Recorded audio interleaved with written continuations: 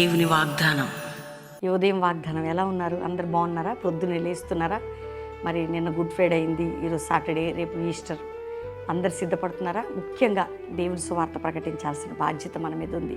ఇంకా రక్షణ లేని బిడ్డలుంటే యేసు రక్షకుడు నీ కోసం ప్రాణం పెట్టిన యేసుకి నీ జీవితాన్ని తప్పకుండా నువ్వు ఆత్మీయంగా ఈ లోకంలో నువ్వు తోడుంటాడు. పరలోకంలో వెళ్ళటానికి రక్షణ, మారు మనసు, పాపక్షమాపణ అనేది ప్రాముఖ్యమైనది. కాబట్టి సిద్ధపడండి. ఇంకా ఏ సమస్యలు ఉన్నారు, మరణ పునరుద్ధానం వల్ల విజయం అనేది ఉంటుంది మనకి. క్రీస్తు రక్త బలియాగం ద్వారా, ఆయన పునరుద్ధాన బలం ద్వారా నీ ఎదుటి ఏ ఆయుధం కూడా వర్ధిల్లదు. ఎందుకంటే యేసయ్య అన్ని భరించాడు, సహించాడు, ఆయనకు అంతా తెలుసు. చూడండి ఒక మంచి మాట, 22వ కీర్తన 24వ వచనం. ఆయన బాధపడు అని బాధను తృణీకరింపలేదు, దానిని చూచి ఆయన అస్సేపడలేదు, అతనికి తన ముఖము దాచలేదు. నీ బాధని చూసే దేవుడు నేను తృణీకరించడం, ముఖం దాచుకోడట. వింటున్నారా?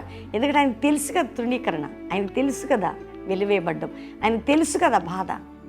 నేను నీ బాధని చూచి నేను ముఖము దాచుకోను, నేను తృణీకరించి నీకు ఒకవేళ నిందలు, అవమానాలు, సమస్యలు అన్నీ నీకున్నా దేవుడు నేను కనికరంతో, కృపతో నింపబోతున్నాడు. ఇక్కడ ధైర్యం తెచ్చుకో.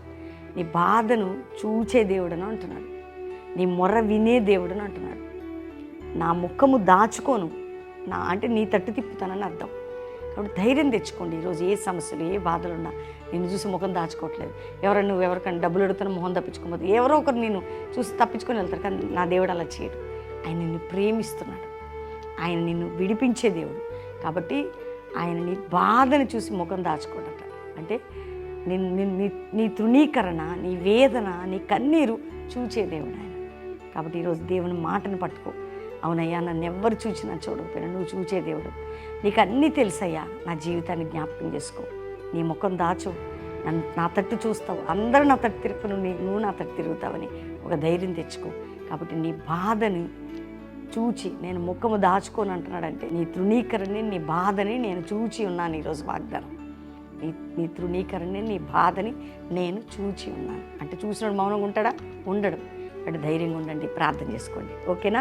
తండ్రి, రక్షణ లేని బిడ్డలకు రక్షణ, రోగులకు స్వస్థత, వ్యాధిలో, బాధలు, చింతలో, నిందలో, గాయాల్లో, అవమానాల్లో, పోరాటాల్లో అన్నిటి నుండి విడిపించి ఈరోజు ప్రభా శిలువ బలియాగం ద్వారా, నీ యొక్క పునరుద్ధాన బలము ద్వారా ప్రతి ఇంటికి, ప్రతి దేశంలో ఉన్న మా ప్రియులందరికీ, ఏ దేశాల్లో ఉన్నా వారి క్షేమము, రక్షణ, విడుదలనిచ్చి నీవు ఆశీర్వదించండి. ఇదిగో ప్రభ, నీ సువార్త ధ్వజం ఎత్తబడాలి, ఉజ్జీవం లేవాలి, అపోస్తుల పరిచర్య జరగాలి, ప్రతి కుటుంబంలో కట్లు తెగిపోవాలి, అద్భుతాలు చేసి తోడై ఉండమని ప్రతి బిడ్డని ఆశీర్వదిస్తూ శుభములను పలుకుతూ మీ కృప చూపమని ఆయన ఈరోజు మ్యారేజ్ డే, బర్త్డే బిడ్డలను కూడా బ్లెస్ చేస్తూ యేసు నామములో అడుగుచున్నాం తండ్రి, ఆమెన్. వాగ్దానం లైక్ చేసి షేర్ చేయండి, మంచి కామెంట్స్ పెట్టండి. ఈరోజు సాటర్డే ఉజ్జీవ సభ కల్వరి ప్రామిస్ ల్యాండ్లో ఉంటుంది, బెల్లంపల్లిలో ఉంటుంది. కాబట్టి కుటుంబాలుగా పాలు పొందండి.